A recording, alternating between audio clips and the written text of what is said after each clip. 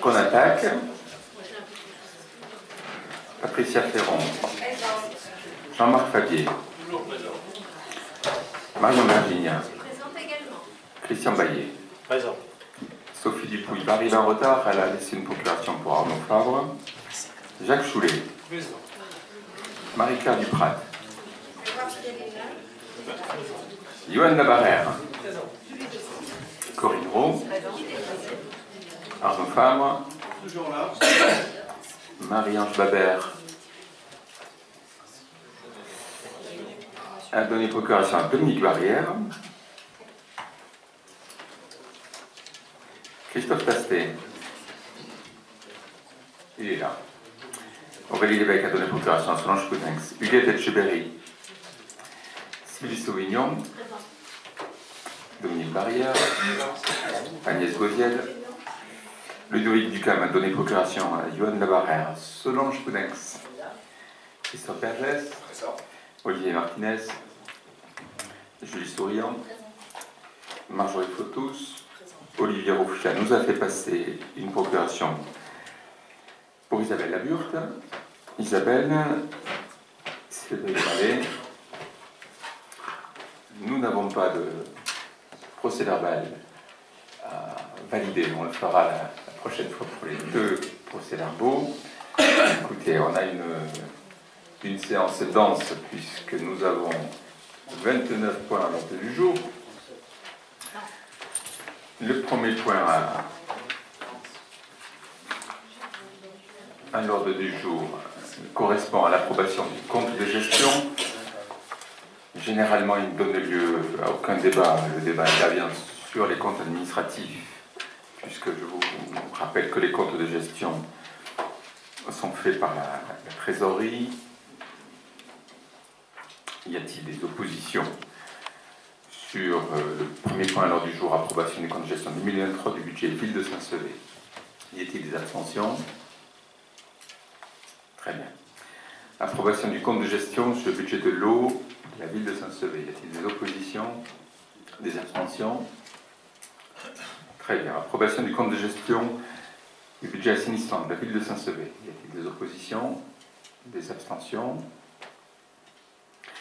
Approbation du compte de gestion sur le lotissement à La Fontaine. Y a-t-il des oppositions? Des abstentions?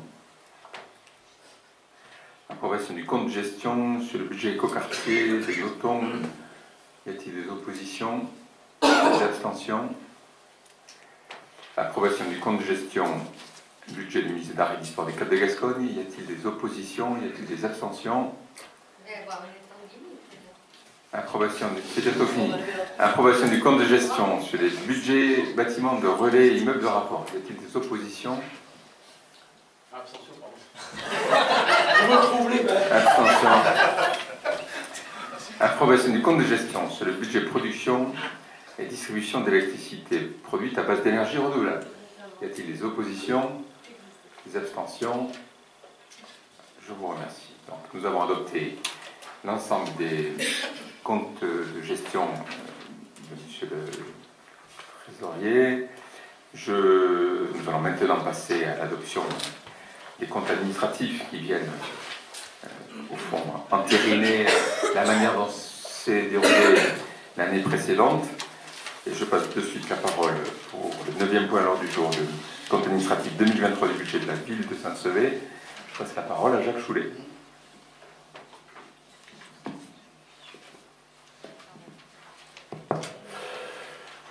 Bien, donc nous allons parler un petit peu du compte administratif 2023 de la ville. Ce compte administratif 2023 nous laisse un résultat positif de 150 470,55 €. Au-delà de ce simple résultat, je vais vous tracer les éléments d'analyse de cet exercice. Que s'est-il passé en 2023 ? On a d'abord la politique de revitalisation menée depuis quelques années qui porte ses fruits sur deux éléments importants. Une croissance maintenue de la population et la confirmation du passage au-delà des 5000 habitants. Également sur la dynamique de l'accueil de population qui se traduit dans le volume des transactions immobilières. Le résultat de ces deux éléments importants, c'est l'évolution des recettes de la DGF, parce que plus la population est importante, plus la DGF augmente également, et également le volume des transactions immobilières qui se traduit par des droits de mutation pour les transactions qui sont en nette progression, et donc qui nous font des rentrées d'argent qui sont importantes. En parallèle, et dans un contexte hyper-inflationniste, nous avons mené des actions pour notamment sur nos principaux postes de consommation, électricité, gaz, chauffage et carburant. Cela garantit que nos recettes augmentent plus vite que nos dépenses, et donc cela améliore notre épargne. À fin 2023, l'épargne brute est de 1 800 000 euros. Cette épargne, c'est très intéressant qu'elle soit importante parce qu'elle permet à la commune de mener le programme de travaux et d'aménagement prévu. En 2023, le montant de ces travaux, le programme de travaux réalisé, a été de 3 557 000 euros. C'est-à-dire que j'ai regardé, c'est le deuxième pratiquement équivalent, c'est pratiquement le premier total d'investissement aussi important de la ville de Saint-Sevé. Ces 3 555 000 euros se sont portés sur 1,5 million pour la réhabilitation du complexe Loubert, qui sera ainsi le plus gros programme de la mandature. 1 million sur la réhabilitation du centre-ville, 370 000 euros pour la façade de la mairie, et ensuite plusieurs dossiers moins importants au point de vue financier, mais quand même importants puisque au point de vue réalisation, puisque je veux parler des aménagements de Perret, de la finalisation du parking du stade, la création de locaux pour des professionnels de santé dans l'hôtel de Toulousette. Donc, nous avons fait deux locaux qui aujourd'hui sont utilisés par des professionnels de santé. Donc 2023, c'est un résultat positif. Mais ce qui est intéressant à regarder, c'est la trajectoire. Dans ce contexte de forte inflation, la ville conforte son épargne et ses ratios financiers avec une capacité de désendettement à moins de 6 ans. Et on conforte l'épargne et les ratios, mais tout en maintenant une politique sociale. Je veux parler de la cantine à 1 euro, de la mise en place de l'accompagnement aux devoirs en septembre 2023, de la continuité de la bourse d'épargne au permis de conduire, le BEPC. Les tarifs n'ont pas été touchés, sont toujours restés les mêmes. Et nous avons poursuivi un soutien très fort aux associations de la commune. Aujourd'hui, c'est comme pour l'investissement, je pense que c'est le plus haut budget de soutien aux associations qui ait jamais existé sur la commune de Saint-Sevé. Donc ce résultat positif permet également de continuer le programme d'amélioration et de revitalisation de la commune, et il permet le désendettement du budget ville. Quoi qu'on en dise, le budget ville est moins élevé, la dette de la ville est moins élevée en 2023 qu'en 2022. Donc nous menons un travail de gestion au quotidien, de mise en concurrence, de priorisation, afin d'axer nos actions sur les priorités des financeurs. Voilà un peu l'analyse que je voulais vous faire du compte administratif 2023. Si vous avez des questions, bien entendu, on va essayer d'y répondre, tout en sachant que hier nous avons fait donc une commission finance qui a été, je pense, assez positive et qui a suscité des explications. Et voilà. Maintenant, si vous avez encore des questions, nous sommes là pour y répondre. Merci beaucoup, Jacques. Parce que si ces chiffres sont satisfaisants, c'est le fruit de ton implication au quotidien. Je voulais vraiment te saluer, te remercier. C'est toi qui valides toutes les dépenses. Y a-t-il des commentaires ou des explications de vote? Oui, M. Mallet. Oui. Non, c'est bon. Donc, oui, en fait, vous êtes revenu sur les augmentations de revenus liées donc à la vente de biens immobiliers, mais vous avez oublié de mentionner l'augmentation des impôts locaux que subit donc l'intégralité des Saint-Sévériens. Donc, en tout cas, tous les propriétaires, puisque, eh bien, globalement, l'imposition que subissent les Saint-Sévériens depuis 2 ans, elle a augmenté d'1 million d'euros. Donc, c'est aussi et surtout grâce à cela qu'aujourd'hui, ce résultat est... Enfin, voilà, vous pouvez vous réjouir. Vous êtes satisfait, en tout cas, de ce résultat. Moi, j'en suis... c'est surtout aux Saint-Sévériens que je vais remercier. Et donc voilà, c'est une augmentation des taxes foncières, une augmentation des taxes foncières qui est très importante, alors que c'est le moment où les habitants de Saint-Sevé en ont le plus besoin. En témoigne justement le nombre qui ont droit à cette cantine à 1 euro, qui n'est pas forcément un acte social, comme vous le dites, puisque cela rapporte plus d'argent aujourd'hui à la commune qu'avant. Donc j'ai surtout, par rapport à ce taux de fiscalité, je fais surtout le constat que nous faisons partie des 20 communes les plus chères des Landes. Donc c'est un triste chiffre. Voilà, donc vous avez oublié de le mentionner, je sais pas que je préférais le rajouter. Décidément, vous êtes fâché avec les chiffres. C'est quoi les plus chers des Landes? On est dans la médiane des taux de fiscalité des 15 premières communes. On est comparable à, je vais en citer 2 voisines, Cartas et Agenmo. La dernière fois, je vous ai demandé si vous connaissez une commune qui avait baissé son taux de fiscalité parce que les bases avaient augmenté. Est-ce que vous avez pu vous renseigner sur ce sujet? Est-ce que vous en avez trouvé une, M. Mallet?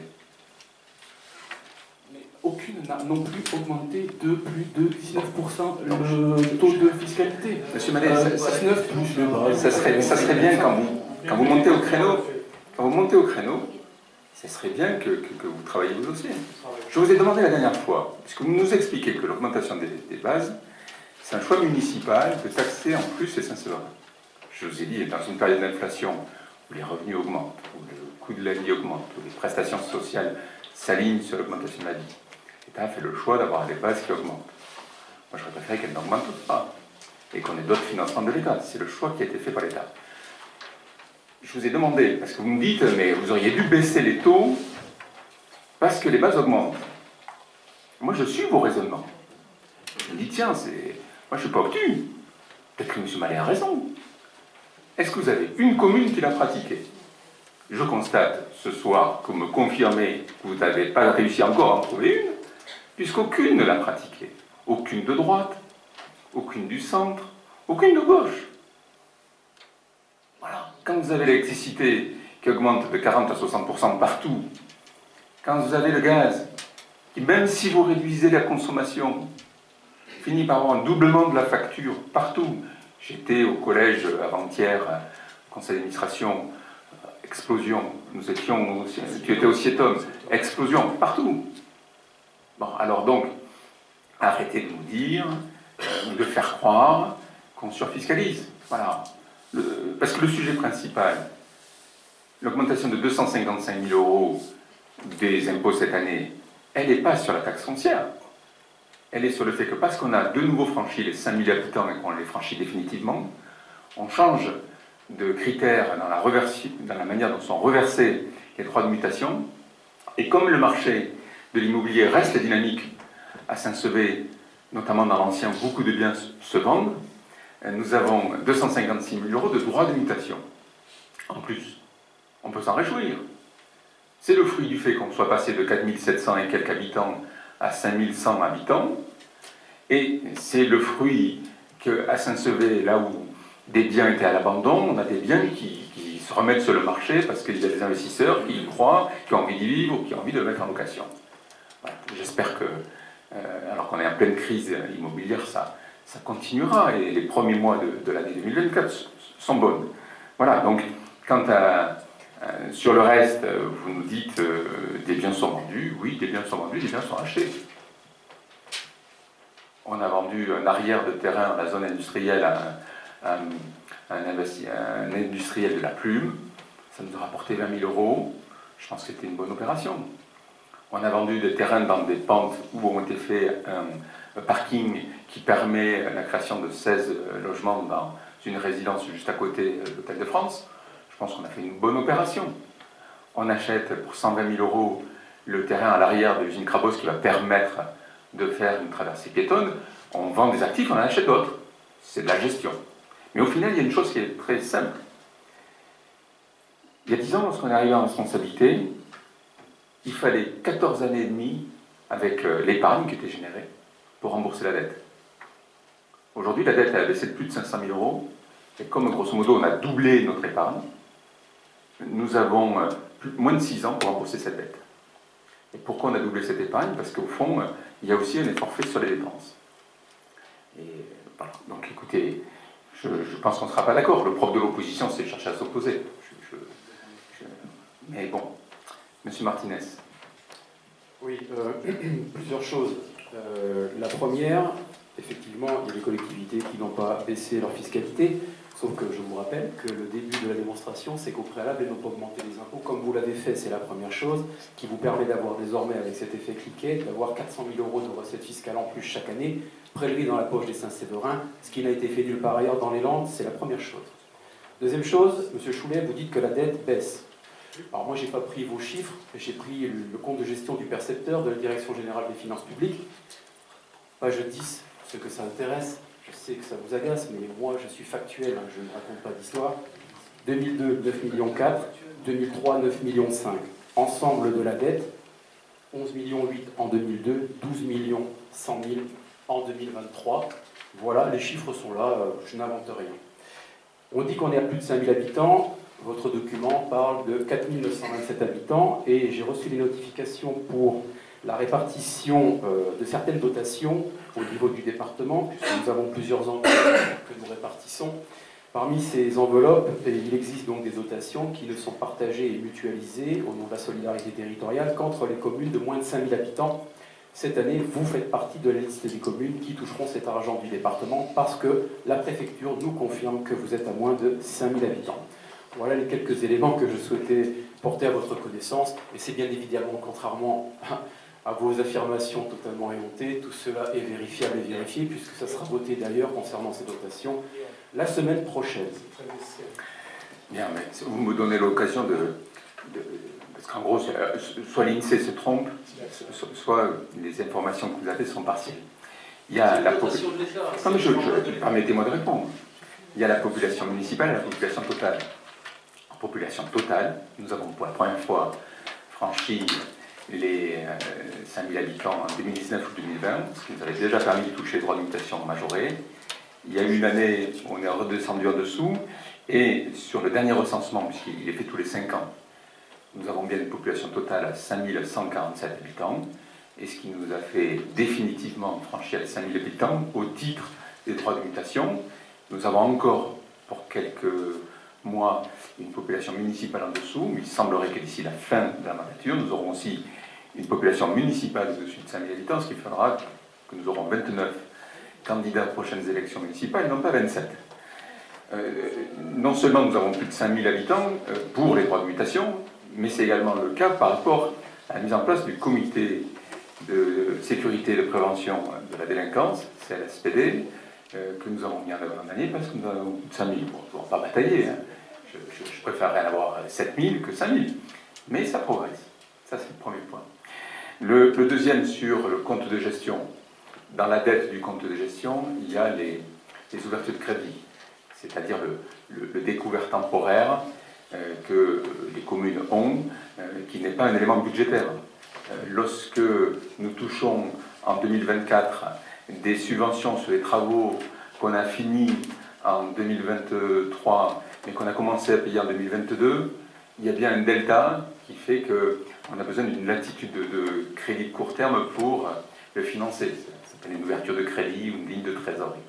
Voilà, donc, sur la dette long terme, nous sommes passés de 11 058 000 au 1er janvier 2014 à 10 480 000 euros au 31 décembre 2024.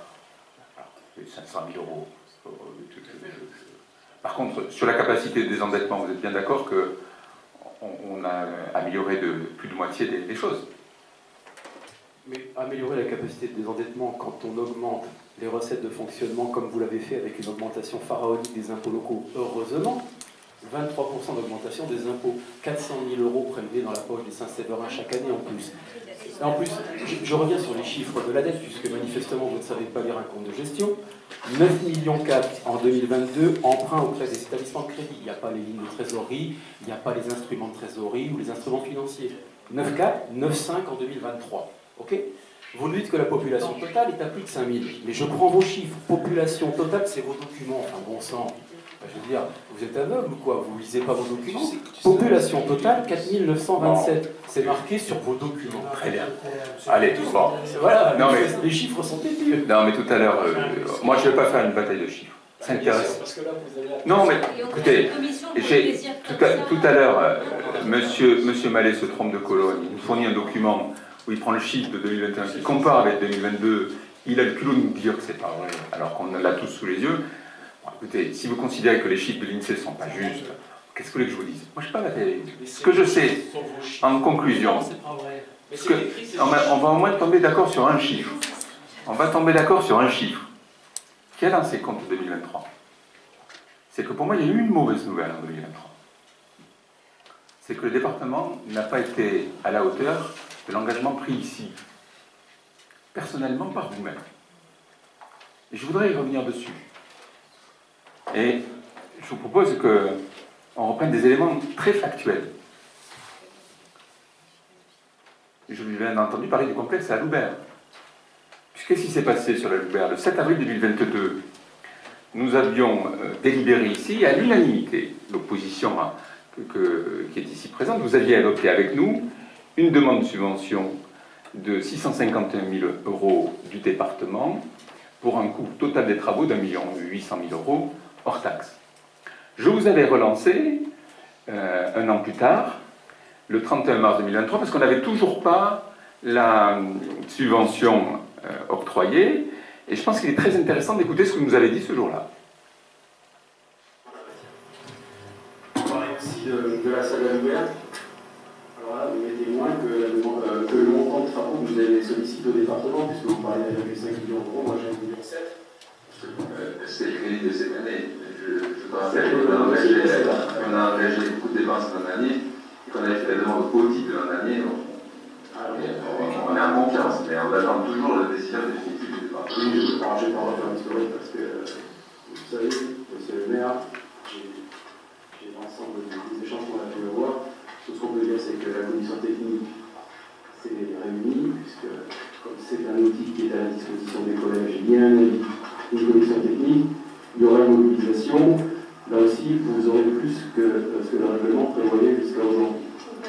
Vous aurez une majoration bien évidemment de la subvention, mais là aussi, je le rappelle, c'est parce qu'on est dans une situation grave. C'est notre rôle aujourd'hui de soutenir tous les projets. Je pense qu'il faut donner un village, c'est important. Donc aujourd'hui, vous pourrez compter sur une somme plus importante que prévu pour ce dossier concernant les investissements de la salle à Loubert. Vous avez parlé de transition. Une commission technique s'est réunie, vous pourrez compter sur une subvention supérieure à ce qui était prévu. Voilà ce que vous nous avez affirmé ce jour-là. Malheureusement, donc, concrètement, vous aviez déjà voté ici 651 000 euros en 2022.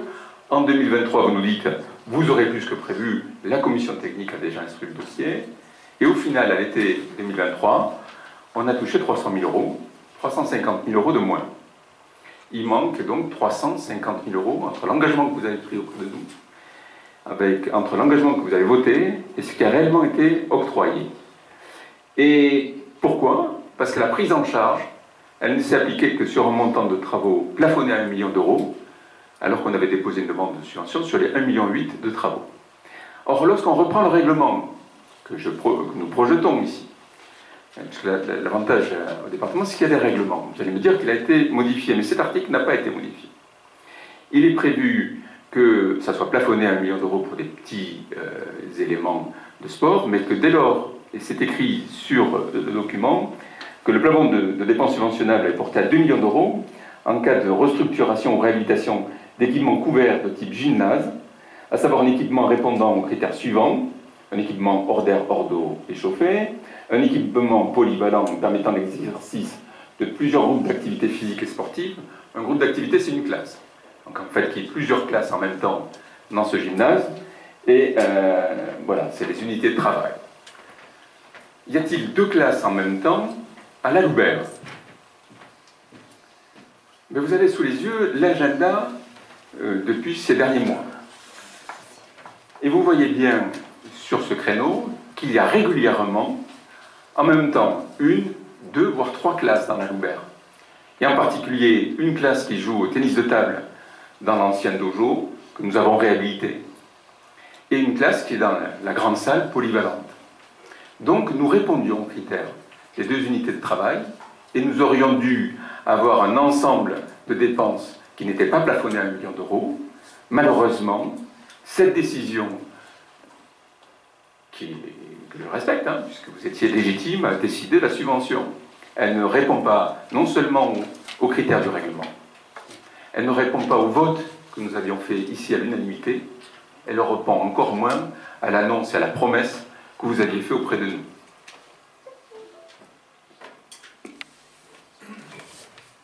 Alors, ce que j'ai dit, vous aurez plus que le règlement aujourd'hui. Majoration. Non, mais soyons précis dans les termes. Vous pourrez compter sur une subvention supérieure à ce qui a été promis. Oui, parce voilà que ce que vous dites. Vous avez déposé un dossier en 2022 avec un règlement qui était largement inférieur à ce que vous pouviez obtenir avec ce que je vous ai obtenu, puisque vous ne pouviez avoir qu'une somme de 218 700 euros lorsque votre dossier a été déposé. Est-ce que vous êtes d'accord qu'il y a plusieurs classes en même temps? Est-ce que je peux terminer, s'il vous plaît? Ouais. Le règlement a été modifié. Le dossier étant antérieur à la modification du règlement, nous étions fondés, et c'est une exception pour Saint-Sevé. Je regrette d'ailleurs finalement d'avoir fait cet effort pour qu'on vienne me reprocher de vous donner de l'argent supplémentaire. Il faut savoir que la subvention a été portée donc à 302 400 euros, donc plus que le règlement aujourd'hui qui s'appliquait jusqu'alors, puisque je ne vais pas vous refaire la litanie de l'historique du dossier et du manque de sérieux et de qualité de l'instruction du dossier qui a été soulevé d'ailleurs en commission pédagogique lorsque le dossier a été évoqué. Donc vous avez bien eu, et c'est signé par le président du conseil départemental, 83 700 euros de plus que ce qui était prévu initialement. Ensuite, vous savez détourner les choses de manière à laisser croire que le conseil départemental ne fait pas son travail concernant la commune de Saint-Sevé. Sur ce dossier, non. Alors, non, attendez, soyons précis, parce que c'est ce que vous dites, à qui veut l'entendre. Alors moi, j'ai repris les chiffres, ils sont consultables, vous pouvez les voir.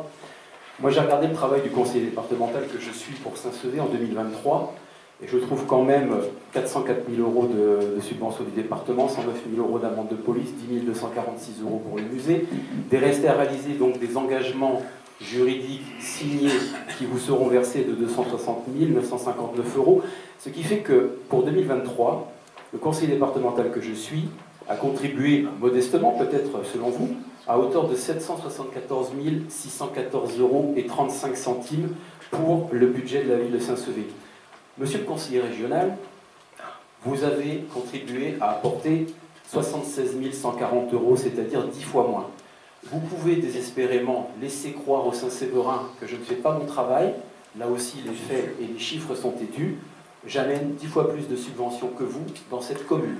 Donc, à comparer le travail, je vous mets au défi. Si ce n'est que... Il y a combien de classes accueillies en même temps à la Loubert, alors selon vous, M. Martinez? Il y en a une ou il y en a deux? Excusez-moi, vous pouvez répondre par rapport à cette problématique de votre travail de conseiller régional? Mais est-ce qu'on a raté une seule aide du Conseil régional auquel on avait droit? On est en droit de se poser la question vu la modicité des Mais, sommes mobilisées. écoutez, On voit tout de suite le poids que vous avez. Écoutez, M. Serge Giacomo sera ravi des compliments que vous venez de lui adresser aussi. Vous ne le sollicitez pas, c'est bien dommage. Peut-être que vous auriez eu un peu plus parce qu'il est beaucoup plus efficace que vous. Ouais, sûrement. Mais alors, vous avez accueilli combien de classes on a accueilli combien de classes à la Louberre en même temps? Une ou deux?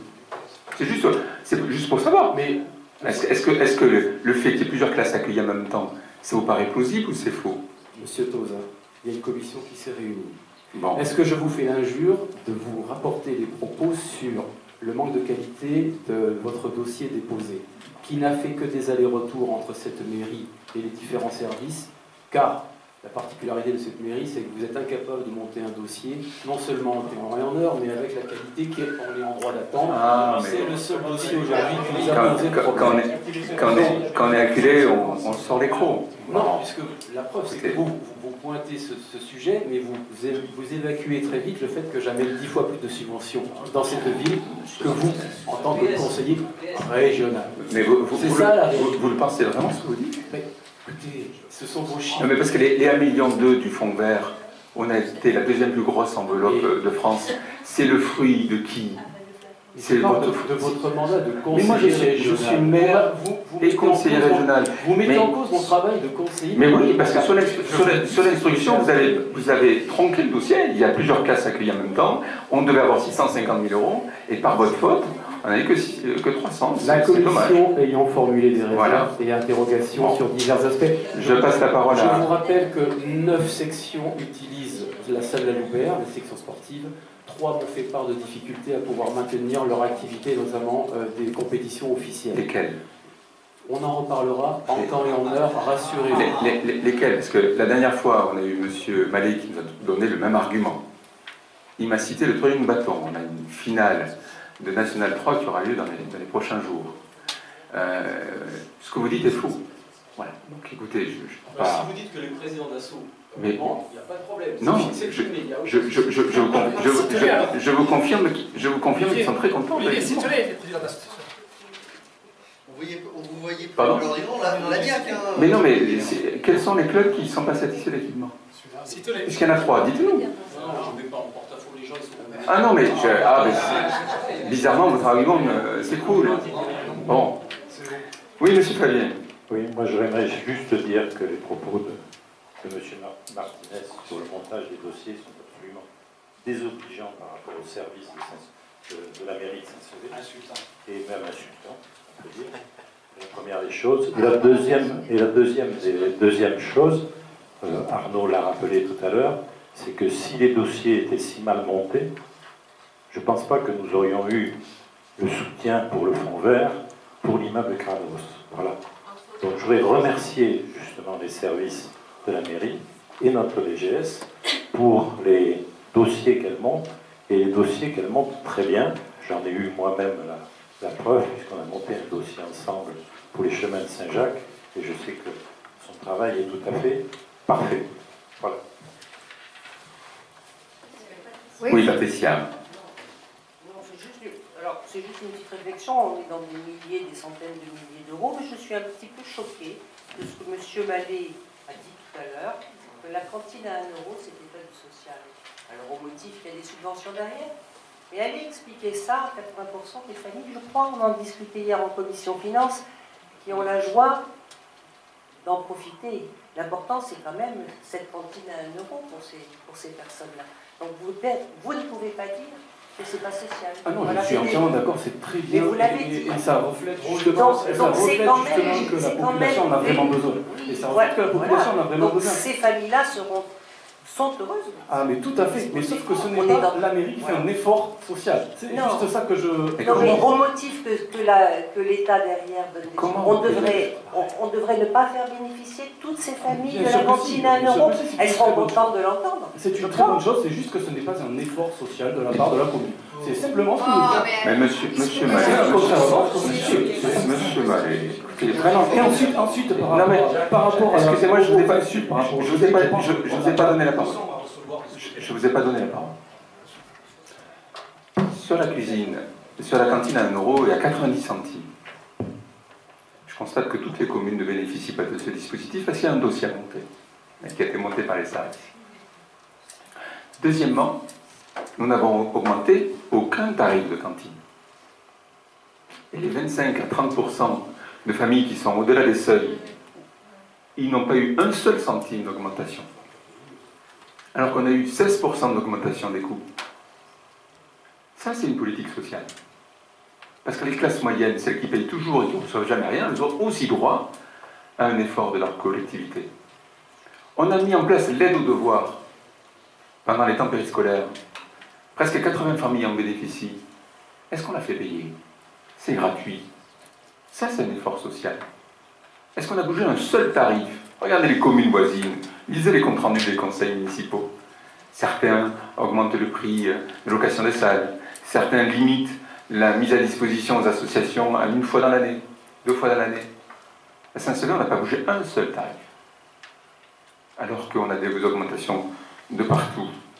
Le BEPC, on a presque 40 enfants qui chaque année ont au minimum 300 € d'aide sur le permis de conduire. Bref, on mène une politique sociale. Et cette politique sociale, elle est permise par une bonne gestion. Et quand vous reveniez sur la subvention, bon, écoutez, j'avais pas envie de sortir des arguments pareils, mais enfin, je me souviens que lorsqu'on était dans l'opposition, le taux de subventionnement des investissements était de 11%, de 2008 à 2011.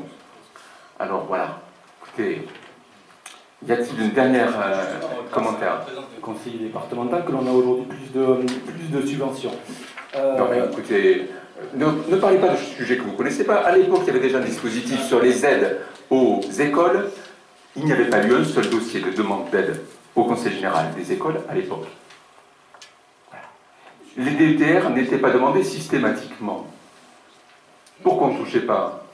Parce que les dossiers n'étaient pas faits. Alors écoutez, j'en fais pas, j'incrimine personne. Mais s'il vous plaît, ne parlez pas d'une époque que vous n'avez pas connue.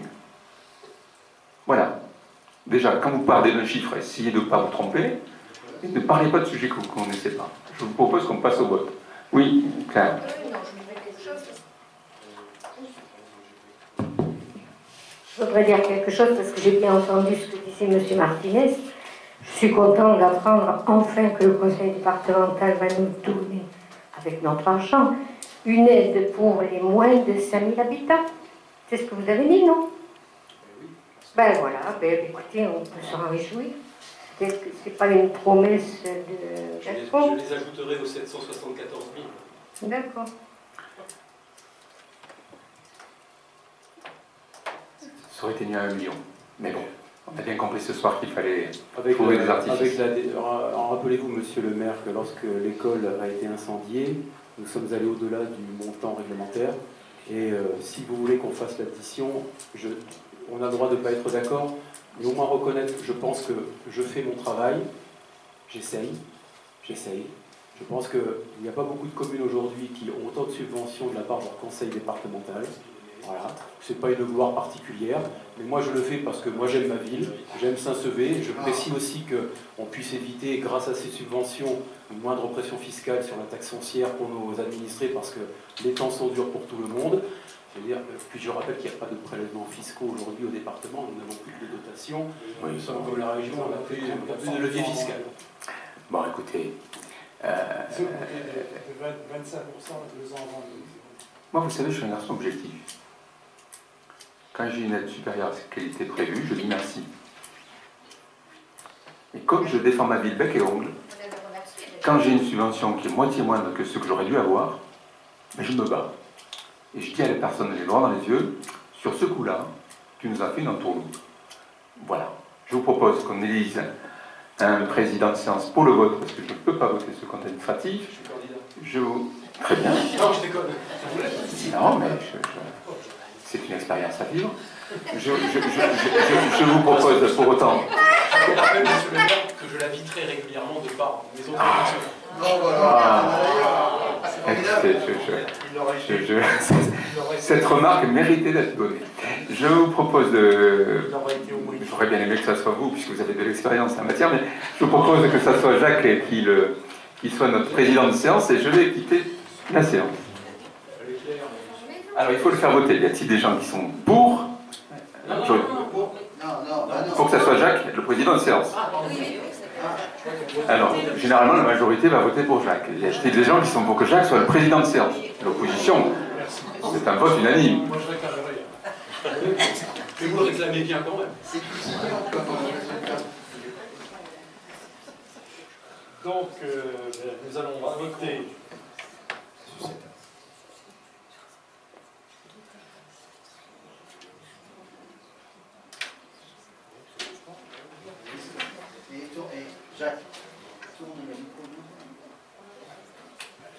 Donc nous allons voter le compte administratif 2023 de la ville de Saint-Sevé.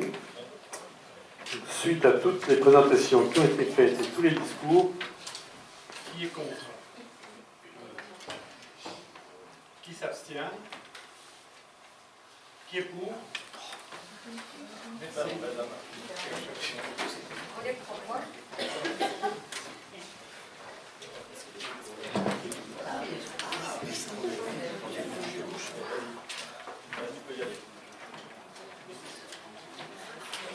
Nouveau point à l'ordre du jour, le compte administratif sur l'eau.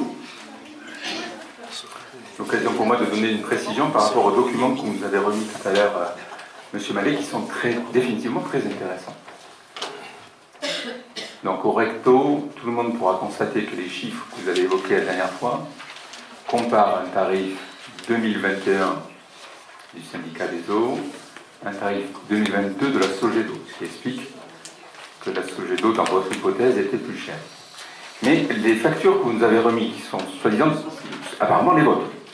Il y en a une qui est sur le périmètre de Marseillon, donc sûrement dans les écarts, et l'autre de la Sogedo. La première, qui est celle d'en haut, qui est la facture de Marseillon pour 190 mètres cubes. Il y a 330,11 € hors taxe de facture. Si j'appliquais le tarif Sogedo de 2022, l'administré en question, donc vous, aurait payé 9 € de moins. Je vous tiens les chiffres à disposition pour que vous puissiez les contrôler. La facture de la Sogedo qui est dessous, pour 71 mètres cubes sur le semestre, où il y a 107 € hors taxe. Si vous avez fait appel au service de Marseillon pour cette consommation-là, vous auriez payé 2 € de plus. Sur ces deux factures-là, la Sogedo, y compris en 2022, était plus compétitive que Marseillon. Je vous enverrai par mail les éléments pour que vous puissiez les acter définitivement. L'occasion pour moi de passer au compte administratif. Non, je ne vais pas vous laisser comme ça sans pouvoir répondre. Non, vous pouvez. Il y a une règle simple. Ouais, vous pouvez pas on demande la parole. Enlever le débat et qu'on puisse C'est ma liberté. C'est votre liberté qu'il n'y ait aucun débat. Non. Qu'on ne puisse pas répondre à ce que vous voulez. Souffrez de devoir demander la parole. Puis-je prendre la parole, monsieur Tony? Non, je vais la passer de suite à Jacques Choulet parce qu'il va nous présenter les comptes et je vous la passerai après. Mais non, mais tu fais n'importe quoi, là, il faut lui laisser la parole. Bien, Jacques, alors sur ces budgets, qu'est-ce qu'il y a à dire?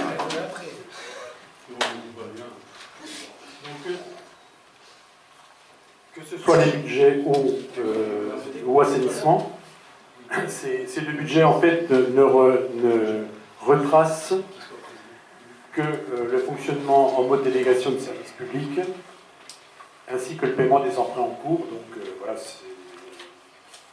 il n'y a pas vraiment de commentaires à faire puisque ce sont simplement des reversements d'argent liés au fonctionnement et à la redevance. Bien, monsieur Mallet, puisque vous avez demandé la parole, je vous la passe. Eh bien, donc, je vais maintenant vous dire que ce que vous nous dites est totalement faux et honteux de pouvoir annoncer ces chiffres-là. Bien entendu, les chiffres que vous avez, ce sont les chiffres de 2022, et ensuite, plus on consomme, et la différence, c'est qu'avec les prix de la Sogedo, moins on consomme et plus on paye. Bon, ben ça c'est la philosophie, ça vous rassure? Je ferai passer les vrais chiffres, puis on pourra... Je pense que ce sera un moment difficile pour vous. On va de nouveau passer au vote et il faut les dire à chaque fois. Ouais. Ah, mais formidable. Là, j'hésite. Je vous propose de nouveau d'élire Jacques. Y a-t-il des gens qui sont contre, des gens qui s'abstiennent? Jacques, je te passe la parole. Qui devrait être maire, moi j'aurais aimé voter contre. Compte administratif 2023 de l'eau. Qui est contre? Qui s'abstient? Qui est pour? Merci. Il faut que je le réalise. Donc, compte administratif assainissement 2023 Ville de Saint-Sevé. Qui est contre ce compte administratif? Qui s'abstient? Qui est pour? Merci.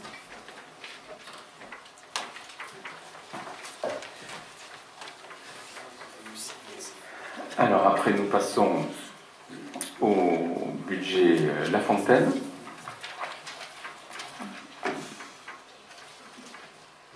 Sur le budget. Budget La Fontaine, donc c'est un budget qui est en train de se terminer. Bon, en fait, il aurait presque pu être terminé, sauf que le dernier lot, le sous-sein a été signé, par contre, la vente n'est pas signée, et elle sera en 2024. Donc, pas de travaux en 2023, les derniers travaux minimes seront faits en 2024. Donc ce budget va se terminer en 2024 et sera ensuite, je pense, sera abandonné. Simplement, je voulais préciser que l'emprunt mobilisé pour l'acquisition du terrain Lestage, vous êtes au courant de ce terrain qui se trouvait donc sorti de la ville, a été intégralement remboursé suite à l'annulation de l'acquisition. Donc voilà, il y a peu de choses à dire. Je ne sais pas si vous avez des questions, on peut en parler. Mais... S'il n'y a pas de questions, je propose qu'on élise le président. Je propose de nouveau que ce soit mon voisin de gauche. Y a-t-il des oppositions pour que Jacques soit élu? Des abstentions? Je lui passe la parole. Merci. Budget 2023, La Fontaine. Qui est contre? Qui s'abstient? Qui est pour? Ah, merci. Merci, je suis content d'avoir à l'unanimité. 2026, là, il va falloir penser à ça sérieusement.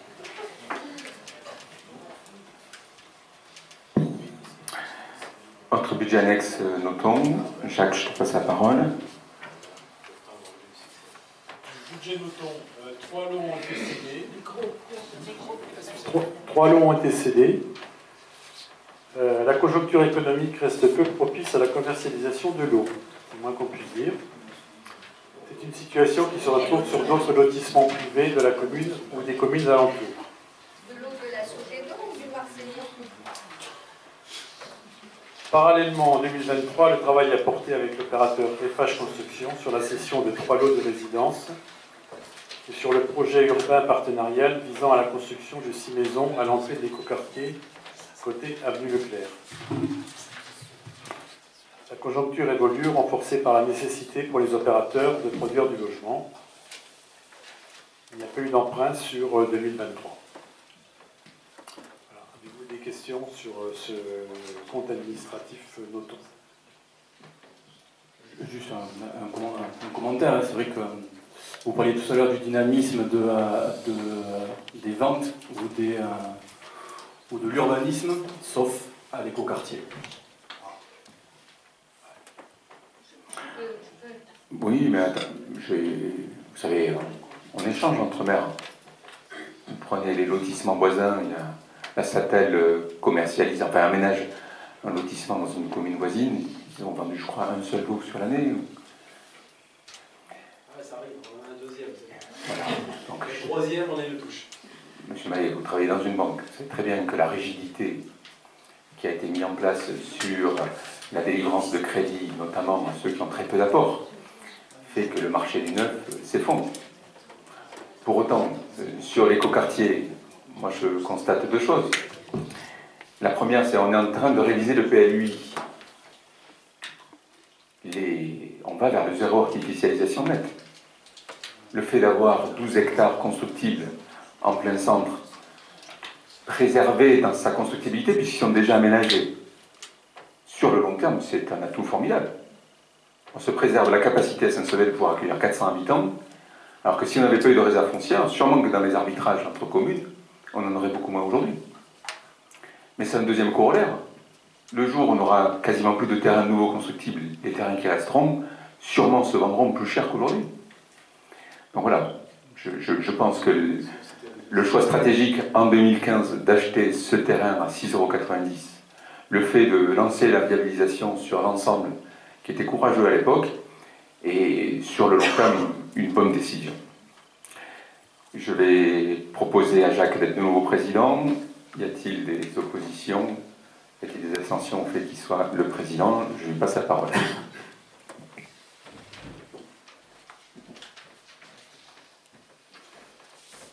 Budget Noton 2023, qui est contre? Qui s'abstient? Qui est pour? Merci.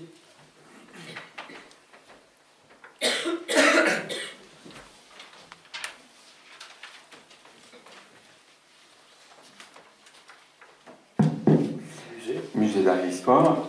Vas-y Jacques.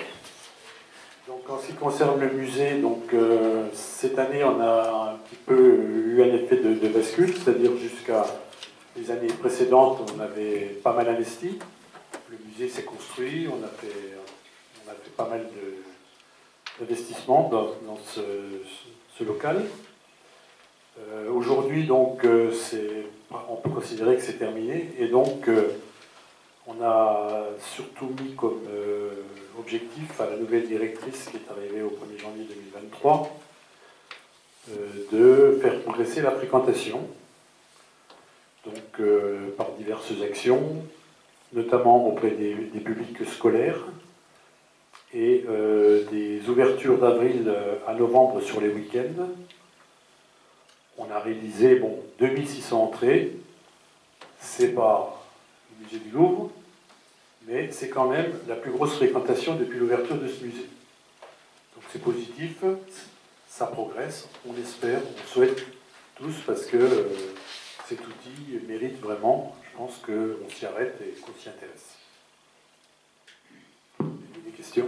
Moi j'aurais deux remarques de plus dans cette fréquentation, et c'était un enjeu politique. Il y a une très forte augmentation aussi des scolaires, puisqu'il y a eu 11 classes des collèges du Cap de Gascogne et d'Agenmot qui sont venues, notamment les classes de 6e et de 5e, la question du médiéval et de la période de l'Antiquité. Et l'autre chose à noter dans ce budget, c'est qu'il y avait également l'été dernier une très belle exposition d'art contemporain. Je voudrais remercier Jean-Marc qui l'a porté avec la famille Lesbourg, que je voudrais de nouveau remercier, qui nous a fait le prêt de ses œuvres, qui ont eu un bel écho. Je ne me souviens plus de la fréquentation. On était entre 2000 et 3000. C'était aussi une très belle saison. Alors, oui. Non, juste dire que c'est une réussite, ce musée. C'est vrai que c'est quelque chose. Voilà, c'est un beau projet. Aujourd'hui, c'est un beau musée. Donc, je pense que c'est un atout pour la commune et donc vous avez compris le sens de notre vote futur lorsque vous quitterez cette salle. Et je me réjouis parce que c'était une inversion politique qu'on avait impulsée en 2014. Lorsqu'on est arrivé, nos prédécesseurs avaient demandé de délabelliser le musée, ce qui aurait généré la dispersion des œuvres. Ça s'est fait de justesse au mois de décembre, puisqu'on était à 3 jours de la décision définitive de la DRAC. Que vous le reconnaissiez aujourd'hui que ce choix-là était opportun, je m'en réjouis. Mais on n'est pas responsable du choix de délabelliser, attention, hein. Pas de confusion, ce n'était pas nous. C'était une décision. La commune aurait pu précédemment faire le même choix qu'on a fait, c'est-à-dire que la commune, au regard des enjeux patrimoniaux, avait fait le choix de ne pas conserver le label, parce qu'elle considérait que ce n'était pas utile et que c'était trop coûteux. Voilà. Donc je remercie tous les partenaires, la DRAC en premier lieu, le département qui était là, la région aussi, qui a pas mal aidé. Mais je suis pour rien. Et l'Europe, avec les fonds leaders. Et J'aime bien le dire aussi. bon. Mais en tout cas, je me réjouis que vous reconnaissiez que sur un sujet d'inversion politique, après coup, le choix courageux de l'époque a été le bon. Je dirais que je ferais le même. C'est possible.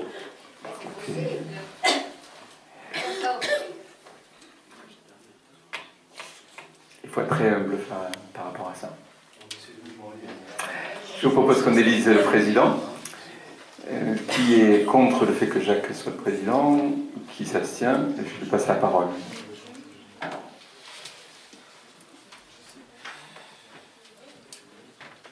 Budget musée de la ville de Saint-Sevé 2023.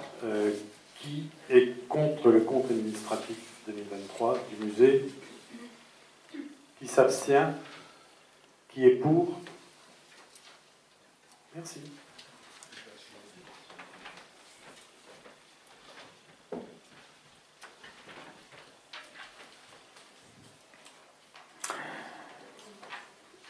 Budget bâtiment relais. Jacques, je te passe la parole. Budget bâtiment relais. 2023 a vu la concrétisation du premier local commercial en location sous location avec l'ouverture de Kalina, salon de massage pour parents-enfants dans la rue Lafayette. Je rappelle le dispositif de ce système location sous location. La commune se porte locataire d'un local commercial défini dans le plan de revitalisation comme prioritaire. Et le propriétaire consent à une franchise de loyer d'1 an. La régie bâtiment de la ville effectue les travaux de remise à niveau pour le rendre opérationnel d'un point de vue commercial. Ensuite, un bail est signé avec le porteur du projet. Voilà, on a le premier local en 2023, c'est ouvert, c'est bien. Espérons qu'il y a d'autres magasins, d'autres locaux qui ont été considérés comme importants du point de vue de la revitalisation. J'espère qu'ils évolueront également dans cette formule-là. En ce qui concerne, fait partie de ce budget également l'ancienne usine Crabos. L'année 2023 a été marquée par l'attribution du fonds vert du ministère de la Transition et de la Cohésion des Territoires pour un montant de 1 189 656 €. Donc cette subvention et les dépenses afférentes vont se retrouver sur les exercices 2023, 2024, 2025. En 2023, on s'en est servi pour l'achat du terrain à l'arrière de l'usine Crabos et la maîtrise d'œuvre pour la réalisation du cahier des charges des marchés de travaux. Le marché a été lancé et les travaux vont s'échelonner sur 2024-2025. Donc il n'y a pas eu d'emprunt sur 2023. Fait partie également de ce budget l'ancienne médiathèque. Donc sur 2023, il ne s'est rien passé. Par contre, l'année 2023 a été consacrée à l'expertise judiciaire dont le rapport a été rendu à l'été. Voilà, si vous avez des précisions, des questions. Écoutez, s'il n'y en a pas, je voudrais quand même un peu insister sur cette opération location sous location. En offrant la garantie aux propriétaires, on obtient des loyers tout à fait compétitifs, puisqu'on est de l'ordre de 300 €. On ne prend pas 1 € de marge, et ça permet d'offrir les meilleures conditions possibles d'installation pour des projets un peu atypiques, dans un contexte où, au fond, la revitalisation est un enjeu difficile. Le deuxième sujet que je voudrais mettre en avant, c'est cette capacité, on y travaillait depuis 2015, d'arriver à, d'une part, convaincre les propriétaires de Crabos de nous céder le bien, mais d'arriver aussi à convaincre le propriétaire du jardin à l'arrière de finir par céder le terrain. Je ne sais pas le nombre de rencontres avec Jean-Marc qu'on a pu faire. Au final, pour la première fois, on est donc dorénavant propriétaire de l'emprise qui permet la connexion entre le collège et le centre-ville. pense que c'est, depuis l'installation du collège à la fin des années 60, tout le monde a essayé.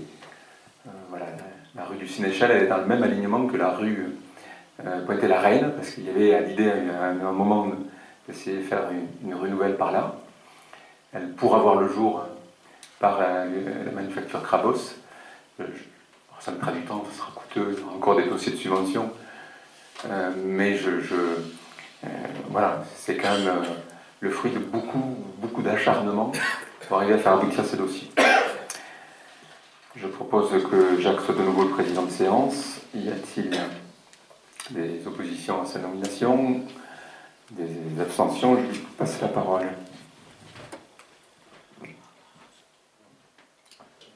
Compte administratif 2023 du budget bâtiment relais. Qui est contre? Qui s'abstient? Qui est pour? Merci. Dernier budget, le déploiement du photovoltaïque. Jacques, je te passe la parole. Budget, mais c'est le dernier. Donc, en ce qui concerne le budget photovoltaïque, la réalisation de cahiers des charges du marché, à la fois des travaux pour le hangar et pour les installations de production d'électricité, s'est avérée plus longue que prévu. Il s'agit pour nous du lancement des premiers projets, donc voilà, il a fallu s'y coller et on est quand même arrivé au bout. Ce n'est que fin 2023 que les premiers travaux ont débuté pour la construction du hangar de la Pêchère. Le chantier s'est poursuivi et le hangar est désormais quasiment terminé. En ce qui concerne les panneaux photovoltaïques, l'installation sur la Laubert est en cours et celle des panneaux du hangar viendra en suivant. Donc voilà, ce sont des projets qui arrivent au bout et je pense que dans les courants mai ou courant juin, on va pouvoir commencer donc à bénéficier de la production d'électricité sur ces bâtiments. Avez-vous des questions? Je vous rappelle que les locations, enfin les ventes d'électricité à la Pêchère financeront sur un délai plus court que la durée du contrat l'intégralité du coût du hangar actuel. Et on a pu aussi faire un auvent à la salle existante. Donc voilà, on s'est doté de 800 mètres carrés de stockage que nous n'avions pas. Sur la Loubert, c'est un scénario un peu différent, puisque la vente d'électricité se fait à un prix inférieur au prix auquel on achète l'électricité. Priorité donnée à l'autoconsommation, et on ne vend que l'excédent. Je vous propose que Jacques soit de nouveau, et pour la dernière fois, le président du vote. Y a-t-il des oppositions, des abstentions? Je lui passe la parole. Compte administratif 2023 du budget photovoltaïque. Qui est contre? Qui s'abstient? Qui est pour?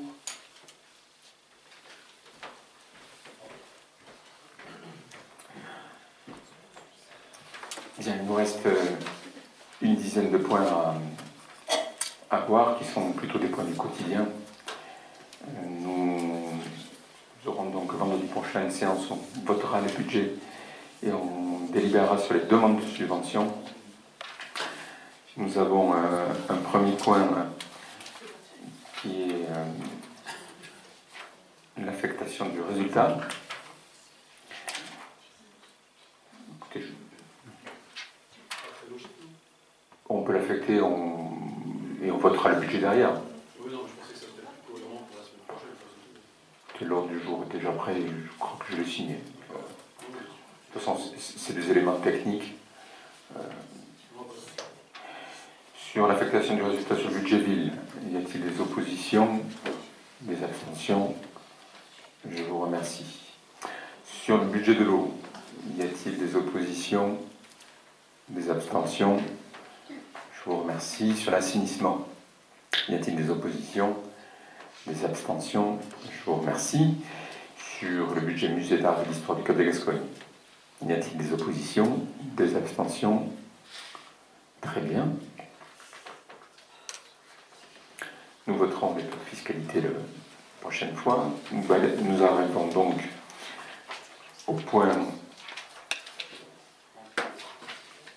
30.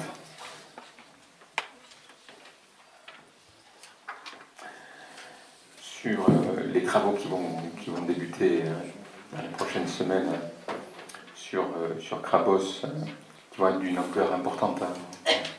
On est à plus d'1 million d'euros. On sait d'ores et déjà que les versements de la subvention interviendront avec plusieurs mois de retard par rapport aux dépenses. Et donc je vous propose que nous ayons une ligne de trésorerie pour nous permettre d'avancer les dépenses le temps que les recettes qui les financent nous soient versées. L'État a prévu de financer, mais n'a pas financé? Non, ça veut dire que généralement, vous payez, et c'est qu'une fois que vous avez payé, que vous pouvez faire la demande de versement, et comme la demande de versement prend un peu de temps, il y a un besoin de fonds de roulement, si j'emploie des termes du privé. Y a-t-il des oppositions, des abstentions? Écoutez, je vous remercie. Nous avons une modification de grade pour mobilité interne. Nous avons un nouveau responsable du service sport qui jusqu'alors était dans un autre service technique. Il s'agit pour lui d'une promotion interne puisque nous le passons sur un poste d'agent de maîtrise. Et pour cela, il nous faut donc créer ce grade par cette délibération. Y a-t-il des questions? Pas des questions, des remarques. Hein. Comme d'habitude, gestion ressources humaines, on tient notre position d'abstention, mais on est très ravis. Voilà, pas de soucis. On sait, pas de problème. Écoutez, à chaque fois qu'on peut, on propose à nos agents qui le méritent des opportunités professionnelles. Puisque dans notre mode de gestion, on préfère offrir les opportunités en interne et n'aller chercher à l'extérieur que des compétences qu'on n'a pas. C'est aussi un élément de motivation. La prise de fonction est intervenue il y a quelques semaines. L'occasion pour moi de souhaiter une bonne retraite à notre agent qui a œuvré à ce poste pendant plusieurs années et souhaiter la bienvenue donc à celui qui lui succède sur ce poste. Je vous propose qu'on délibère. Y a-t-il des oppositions, des abstentions? Je vous remercie. Autre politique sociale que je n'ai pas évoquée tout à l'heure, point 32. La création d'emplois saisonniers à destination des jeunes. Je vous propose que nous proposions 19 postes pour cet été. L'occasion pour moi de rappeler que c'est principalement ouvert aux jeunes qui ont 17 ans et plus, que c'est réservé à des jeunes qui n'ont pas déjà bénéficié d'un job d'été pour permettre au plus grand nombre d'en bénéficier, que c'est réservé à des jeunes de Saint-Sevé, que c'est mixte, donc c'est autant à destination des filles que des garçons, et que les choses sont organisées de façon à ce que ça soit aussi une initiation à tout le processus de recrutement, et au fond de ce qu'ils connaîtront avec Parcoursup aussi. On leur demande donc de nous faire un CV, une lettre de motivation, soit à mon attention, soit à l'attention du service RH. Ils reçoivent tous un questionnaire pour qu'ils émettent les services dans lesquels ils ont le plus envie d'évoluer. Il nous est arrivé d'avoir des jeunes en formation cuisine qui voulaient être à la cuisine centrale, certains qui aiment le sport qui préfèrent être à la piscine, enfin ainsi de suite. Et il y a un recrutement qui est passé par un jury composé d'élus et de cadres de nos services qui aura lieu le premier samedi de juin. Le but est de faire en sorte de mettre les personnes au bon endroit, en gros qui correspondent à ce qu'ils aspirent, à ce à quoi ils nous paraissent les plus à même de s'épanouir. 19 postes sur une classe d'âge aujourd'hui où les jeunes qui ont 18 ans, il y en a à peu près 45. C'est un peu moins de la moitié des jeunes de la commune qui peuvent bénéficier de ce dispositif. Il nous arrive de prendre des jeunes qui ont 16 ans. On préfère privilégier ceux qui ont 17, 18, 19. Sachant qu'à 15-16 ans, on privilégie pour tous le BEPC. On en a à peu près, là on en a plus, c'est plutôt une quarantaine qui travaillent une trentaine d'heures au cinéma. Y a-t-il... Et au musée aussi, oui. Oui. Donc, comme dans la langue française, il y a la règle et l'exception. Pour les saisonniers, à chaque fois, bien évidemment, nous votons pour, parce que c'est vraiment du travail temporaire pour nos jeunes. Ça n'a rien à voir avec la gestion pérenne des ressources humaines dans le cadre de l'activité quotidienne de la mairie. Non, mais j'ai bien compris que vous préfériez les jeunes ou moins jeunes. Bon. C'est très tendancieux ce que vous dites là. Il ne faut pas voir le mal partout. Y a-t-il donc des oppositions, des abstentions? Mais je me félicite pour cette unanimité. Nous avions délibéré pour permettre à TDF d'installer une antenne qui améliore la communication, notamment de la couverture mobile sur la commune. Tout va bien. Il se trouve qu'il faut délibérer de nouveau parce qu'il y a une canalisation qui passe sur une partie qui reste communale et avec une servitude de passage également pour pouvoir accéder au site. J'imagine qu'il n'y a pas d'opposition. Y a-t-il donc voté solennellement des gens qui s'opposent, des gens qui s'abstiennent? Je vous remercie. Nous avons une convention aussi sur un sujet qui n'est pas facile. C'est une des Galiougnes de la commune.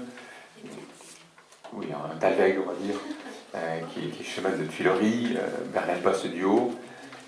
Une canalisation existe. Nous souhaiterions pouvoir mieux canaliser sur la voirie par une grille l'eau qui arrive des points hauts pour l'amener doucement au fin fond de l'amorce du Talveg, de façon à éviter qu'il y ait trop de vitesse d'eau et des éboulements de terrain un jour. Pour cela, parce qu'on est sur des parcelles privées, il nous faut un accord de tous les copropriétaires. Chose pas aisée. On a rédigé un accord, c'est Christophe et Arnaud qui se sont pas mal investis. Voilà, j'espère que tous le signeront pour qu'on puisse, sur ce domaine privé, essayer de mieux canaliser l'eau sur le domaine public et de la rejeter sur le domaine privé comme il faudrait. Y a-t-il des oppositions? Y a-t-il des abstentions? Je vous remercie. L'occasion pour moi, puisqu'on parle un peu là des éboulements de terrain, de vous dire que lundi démarre le chantier qui va être assez exceptionnel de consolidation de la tour, qui n'est toujours pas tombée. C'est une bonne nouvelle. Donc une rencontre a eu lieu avec la présence de la mairie mercredi pour organiser ce chantier, grosso modo qui va durer 6 semaines, où des camions vont accéder au site entre l'Hôtel de France et la maison qui est un peu plus bas. Donc il y aura ponctuellement des moments où il y aura une régulation de la circulation pour que les camions puissent reculer. Et je tiens à remercier les services qui non seulement font de bons dossiers de subvention, mais ça veut aussi faire des dossiers de reconnaissance de catastrophes naturelles, puisque le dossier a été fait en un temps record, a été reconnu catastrophe naturelle par l'État en tout début d'année, et a permis une extension des garanties à ce titre et une résorption de ce dossier au final assez rapide, puisque c'est moins de 5 mois après le sinistre. Voilà, ce sont un chantier lourd, plusieurs milliers de tonnes de terrain. Et j'espère que ce sera efficace et qu'on pourra sauver cette tour qui a 600 ans. Y a-t-il... Oui. Juste une curiosité, c'est peut-être une information confidentielle.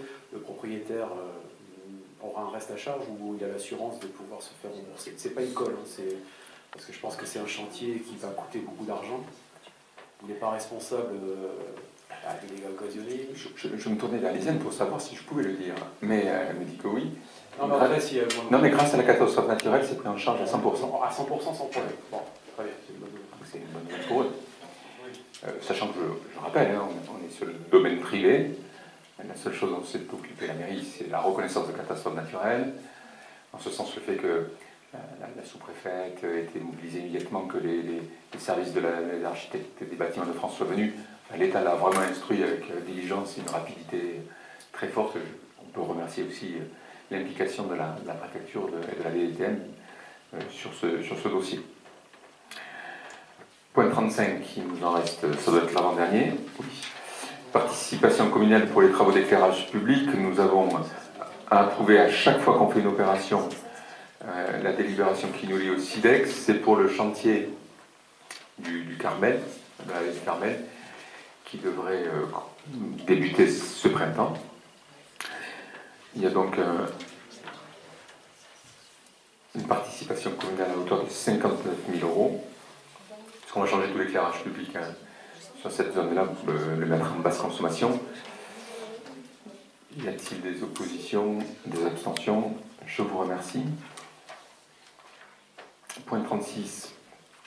Le musée, sous contrôle de Jean-Marc, nous demande de prendre une délibération pour qu'on puisse traiter, dans le cas d'exposition temporaire, des objets de notre musée.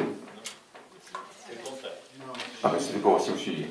Et qu'on puisse récupérer des œuvres des musées voisins, ou pas voisins d'ailleurs. L'occasion pour moi de vous dire qu'il y aura une exposition organisée par le musée cet été, qui sera autour de la nourriture au Moyen-Âge. Voilà. Y a-t-il des oppositions, des abstentions? Dernier point. Il faut, comme chaque année, que je vous communique les indemnités reçues par les élus et que l'acte que vous les avez... Ça a bien été communiqué, c'est ça? Y a-t-il des oppositions? Ça ne vote pas? Et c'est encore mieux. Je vous donne rendez-vous vendredi prochain. C'est à 18h30.